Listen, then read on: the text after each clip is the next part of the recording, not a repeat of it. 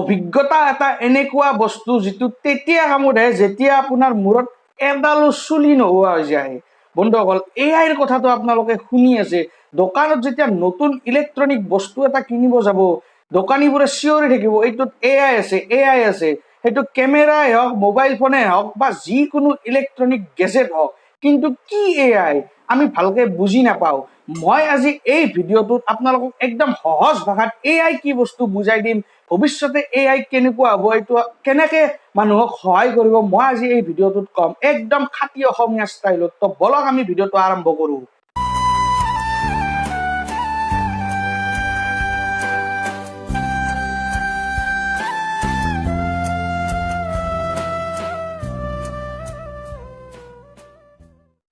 Artificial intelligence কি বুজাৰ আগত আমি বুজো আহক ইণ্টেলিজেন্স কি বস্তু।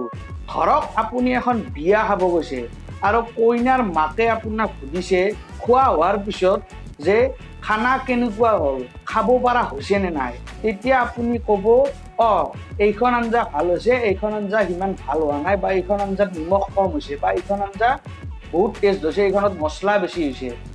আপুনি কিয় ক'ব পাৰে? কাৰণ আপুনি ইণ্টেলিজেণ্ট, সেইকাৰণে আপুনি ক'ব পাৰে। আৰু এই ইণ্টেলিজেন্সটো যেতিয়া আমি মেচিন এটাত ভৰাই দিম, তেতিয়া সেই ইণ্টেলিজেন্সটোক আৰ্টিফিচিয়েল ইণ্টেলিজেন্স বুলি কোৱা হ'ব। মানে আমাৰ মানুহে যিমানখিনি বুজিব পাৰে, যিমানখিনি অনুভৱ কৰিব পাৰে, আৰু তাৰ অপজিটত কিমান একশ্যন ল'ব পাৰে, কিমান ৰিয়েকশ্যন দিব পাৰে, সেইটো যেতিয়া মেচিনে শিকি যাব, যেতিয়া আমি মেচিনক শিকাই দিম, সেইটো আৰ্টিফিচিয়েল ইণ্টেলিজেন্স হৈ যাব। আৰ্টিফিচিয়েলৰ অৰ্থই হৈছে নেচাৰেল নহয়। যিটো বস্তু নেচাৰেল নহয়, যিটো বস্তু প্ৰাকৃতিক নহয়, সেইটোক আৰ্টিফিচিয়েল বুলি কোৱা হয়। এটা মেচিন কেতিয়াও প্ৰাকৃতিক হ'ব নোৱাৰে, সেইকাৰণে মেচিনটোক আমি আৰ্টিফিচিয়েল বুলি কওঁ। আৰু এই মানুহৰ নিচিনা ইণ্টেলিজেন্ট যেতিয়া মেচিন এটা হৈ যাব, তেতিয়া আমি সেই মেচিনটোক আৰ্টিফিচিয়েল ইণ্টেলিজেন্ট বুলি ক'ম। আপোনালোকে যেতিয়া ইউটিউবটো খুলিব, আপোনালোকে দেখা হ'ব আপোনালোকৰ মন পচন্দৰ ভিডিঅ' দি ভৰি পৰি আছে। কিন্তু এই ইউটিউবে কেনেকৈ গম পালে আপোনালোকে কি ভিডিঅ' ভাল পায়, কি ভিডিঅ' বেয়া পায়? ইয়াতে এটা বিৰাট কমপ্লেক্স এলগৰিথম সোমাই আছে, বিৰাট কঠিন অংক এটা সোমাই আছে ইয়াৰ ভিতৰত, যিটো আমি ভাবিবও নোৱাৰোঁ। ইউটিউবে এইটো শিকি গৈছে যে আপুনি কি বিচাৰে, আৰু ইয়াকে আমি মেচিন লাৰ্ণিং বুলি কওঁ। ইয়াতে বহুত দীঘল, বহুত কমপ্লেক্স, বহুত কঠিন এলগৰিথম, কঠিন অংক এটা সোমাই আছে, যিটো ইউটিউবৰ ভিতৰত সোমাই আছে। ইউটিউব যোনে বনাইছে সিহঁতে সেইটোত সোমাই থৈছে এই অংকটো, যাতে ইউটিউবে বুজি পায় কোনটো কাষ্টমাৰে কি বিচাৰে। সেনেকৈ আমি ইউটিউবত যি ভিডিঅ' ভাল পাওঁ, সেই ভিডিঅ'ৰ ওপৰত আহি যায়, আমি বৰ নোহোৱাকৈ দিনটো কটাই দিব পাৰোঁ। এতিয়া ধৰক আপুনি এটা মেচিনক গাড়ী এখন চলোৱাটো শিকালে, এই মেচিনটো গাড়ীখন চলাব পাৰিছে, আপুনি তাক কিছুমান যেনেকৈ মই যেনেকৈ অংকটোৰ কথা ক'লোঁ, সেই অংকবোৰ আপুনি সেই মেচিনটোক শিকাই দিলে, গাড়ী কেনেকৈ চলায়, ক্লাছ কেনেকৈ দবায়, ব্ৰেক কেনেকৈ দবায়, গিয়াৰ কেনেকৈ দিয়ে, ষ্টিয়াৰিং কেনেকৈ ঘূৰায়, আপুনি শিকাই দিলে, আৰু কি হ'ল, মেচিনটোৱে গাড়ীখন চলাব পৰা হৈ গ'ল। কিন্তু সেই মেচিনটো যদি আপুনি এখন ট্ৰাকত বহাই দিয়ে, তেতিয়া কি হ'ব? তেতিয়া কিন্তু সেই মেচিনটো ফেইল হৈ যাব, আৰু মেচিনটোৱে ট্ৰাকখন চলাব নোৱাৰে। কাৰণ আপুনি মেচিনটোক ট্ৰাকখন কেনেকৈ চলাব লাগে সেইটো শিকোৱা নাই, আপুনি মাত্ৰ শিকাইছে গাড়ীখন কেনেকৈ চলাব লাগে। কিন্তু মেচিনটোৱে ট্ৰাকখন যেতিয়া বহাই দিব, ট্ৰাকখন চলাব নোৱাৰিব। এইটোকে আমি মেচিন লাৰ্ণিং বুলি কওঁ। আপুনি যিটো মেচিনটোক শিকাইছে সেইটোহে মেচিনটোৱে কৰিব পাৰিব। কিন্তু এআই সেইটো বস্তু নহয়।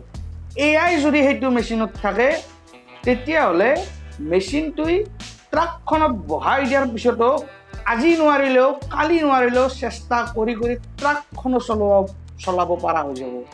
মানে আজি গম পাব যে গাড়ীখনত প্ৰথমতে ক্লাছ দবাব লাগে, তাৰপিছত গিয়াৰ লগাব লাগে, ট্ৰাকখনতো চেষ্টা কৰিব। তেনেকৈ আজি নোৱাৰে, কালি নোৱাৰে, পৰহি ট্ৰাকখনো চলাব পৰা হৈ যাব। এইটোক আমি এআই বুলি কওঁ। মেচিন লাৰ্ণিং এটা বস্তু এআইৰ ভিতৰতে, যিটো ধৰক এআই যদি বাপেক, মেচিন লাৰ্ণিং পুতেক, তেনেকৈ আমি ভাবিব লাগিব। মেচিন লাৰ্ণিং এটা সৰু অংশ এআইৰ ভিতৰত। কিন্তু এআইটো এটা বিৰাট ডাঙৰ বস্তু যিটোৰ দ্বাৰাই আমি চব কাম কৰিব পাৰোঁ। মানুহে যিমান কৰিব পাৰে হয়তো মানুহৰ সমান আমি কৰিব পাৰোঁ বা মানুহতকৈ বেছিও কৰিব পাৰোঁ। আৰ্টিফিচিয়েল ইণ্টেলিজেঞ্চ 3 ধৰণৰ আছে: weak artificial intelligence, strong artificial intelligence আৰু ছিংগুলাৰিটি। আমি যিবিলাক আমাৰ বৰ্তমান যিবিলাক ইলেক্ট্ৰনিক গেজেট যেনেকৈ মোবাইল ৰেডমি Y2টোত আপোনালোকে নিশ্চয় দেখা পাইছে AI ডুৱেল কেমেৰা বুলি লিখা আছে।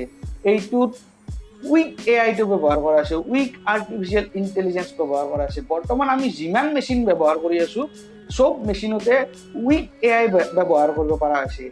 এই এআইটো আৰ্টিফিচিয়েল ইণ্টেলিজেঞ্চটো যেতিয়া সম্পূৰ্ণৰূপে মানুহৰ নিচিনা কাম কৰিব পৰা হৈ যাব, আপুনি যি বিচাৰে সেইটো কৰিব পৰা হৈ যাব, মানুহৰ নিচিনা বিবেক আহি যাব, মানুহৰ নিচিনা ফিলিংছ আহি যাব, মানুহৰ নিচিনা ৰিয়েকশ্যন দিব পাৰিব, মানুহৰ নিচিনা ডিচিজন ল'ব পাৰিব, তেতিয়া সেইটো ষ্ট্ৰং এআই হৈ যাব। আৰু যেতিয়া এআইটো মানুহতকৈ কমচে কম নহয় 1% ওপৰত গুচি যাব, তেতিয়া সেই এআইৰ ষ্টেজটোক, এআইৰ কণ্ডিশ্যনটোক আমি ছিংগুলাৰিটি বুলি ক'ম। আৰ্টিফিচিয়েল ইণ্টেলিজেঞ্চ যেতিয়া ছিংগুলাৰিটি লেভেল পাই যাব, আপোনালোকে জানেনে কি হ'ব? যিটো কাম এজন মানুহৰ কৰোঁতে 10 বছৰ লাগে, আৰ্টিফিচিয়েল ইণ্টেলিজেঞ্চৰ কৰোঁতে মাত্ৰ 10 মিনিট লাগিব। আপোনালোকে বিশ্বাস নকৰিব, ইমান আগবাঢ়ি যাব আৰ্টিফিচিয়েল ইণ্টেলিজেঞ্চ, যিটো মানুহে বৰ্তমান চাইণ্টিষ্টবিলাকে, বৈজ্ঞানিকবিলাকে বৰ্তমান সেই প্ৰচেষ্টাতে আছে। আৰ্টিফিচিয়েল ইণ্টেলিজেঞ্চটো কেনেকৈ আমি আগবঢ়াব পাৰোঁ চাব।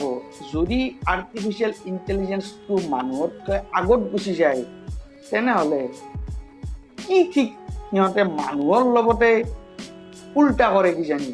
মানুহৰ লগতে যেতিয়া সিহঁতে মানুহতকৈ ওপৰত গুচি যাব, তেতিয়া এখন যুদ্ধ হ'ব মানুহৰ আৰু আৰ্টিফিচিয়েল ইণ্টেলিজেঞ্চৰ মাজত। আৰু নিশ্চয় এই যুদ্ধখন মানুহে জিকিব নোৱাৰে, কাৰণ আৰ্টিফিচিয়েল ইণ্টেলিজেঞ্চ তেতিয়ালৈকে বহুত উন্নত হৈ যাব। মানুহে যদি সিহঁতৰ বিপৰীতে কিবা প্লেনো বনায়, সিহঁতে আগতে গম পাই যাব মানুহে কি প্লেন বনাইছে আৰু সিহঁতে আগতে একশ্যন লৈ ল'ব। ইমান এডভান্স হৈ যাব আৰ্টিফিচিয়েল ইণ্টেলিজেঞ্চ। এতিয়া আৰ্টিফিচিয়েল ইণ্টেলিজেঞ্চৰ একো লিমিট নাই, মানুহৰ বহুত লিমিট আছে। আৰ্টিফিচিয়েল মানুহে এটা লিমিটলৈকে কাম কৰিব পাৰে। আমাৰ ব্ৰেইনত যিমান নাৰ্ভ আছে, নিউৰন বুলি কয়, সেইবিলাকৰ যিমান লিমিট আছে তালৈকেহে মানুহে কাম কৰিব পাৰে। কিন্তু আৰ্টিফিচিয়েল ইণ্টেলিজেঞ্চৰ একো লিমিট নাই। যেতিয়া সিহঁতে ছিংগুলাৰিটি লেভেল পাই যাব, সিহঁতে নিজে ডেভেলপ কৰিব পৰা কণ্ডিশ্যন আহি যাব। বন্ধুসকল, এতিয়া আপোনালোকে কওকচোন, আৰ্টিফিচিয়েল ইণ্টেলিজেঞ্চে মানৱ জাতিৰ ধ্বংস আনিব নেকি, নে কিবা ভালেই কৰে?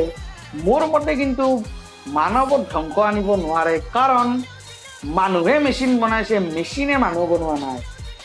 যদি ভিডিঅ'টো ভাল লাগিছে আৰু ভিডিঅ'টোৰ পৰা আপোনালোকে কিবাও শিকিছে, তেন্তে ডাইৰেক্ট ভিডিঅ'টো নাভাবাকৈ লাইক কৰক, শ্বেয়াৰো কৰক, আৰু মোৰ চেনেলটো ছাবস্ক্ৰাইব কৰিব নাপাহৰিব, কাৰণ মই আপোনালোকৰ কাৰণে সদায় এটা নতুন টেকনিকেল ভিডিঅ'জ লৈ আহি থাকিম। আজি কাৰণে ইমানেই, ধন্যবাদ। জয় আই অসম।